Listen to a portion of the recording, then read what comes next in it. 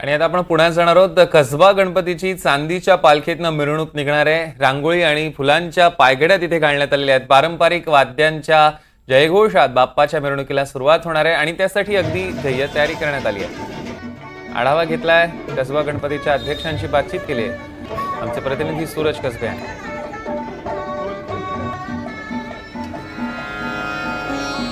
पुण्याचं ग्रामदैवत असलेल्या मानाच्या पहिल्या कसबा गणपतीच्या विसर्जन मिरवणुकीला थोड्याच वेळात सुरुवात आहे।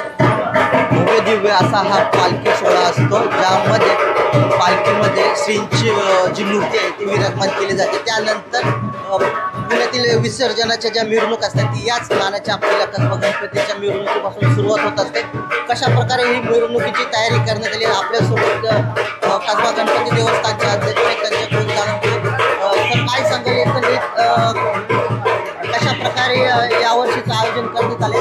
गेले 10 दिवस म्हणून भविष्य करण्यात आज भावना दाटून आलेत। खरं तर 10 दिवसानंतर बाप्पाला विसर्जन एकदम 132 वर्षाची परंपरा असणारा हा लोकोत्सव गणेश उत्सव त्याची आज सांगता होत आहे। वेगळ्या वेगळ्या भावना आहेत, परंतु दिमागदार पद्धतीने पारंपरिक स्वरूपामध्ये श्रींचं विसर्जनासाठी आम्ही सगळे तयार आहोत। श्रींची मूर्ती चांदीच्या पालखी विराजमान होऊन ती खांद्यावर सगळे भक्त भाविक नेतात। रुद्रगर्जना, अमरबाग आणि परशुराम पथक आमच्याबरोबर असणार आहे आणि त्याच्याबरोबर आम्ही काही सामाजिक संदेश देण्याचा पण नेहमीच आम्ही प्रयत्न करत असतो। तसाच प्रयत्न या मिरवणुकीत सुद्धा होणार आहे।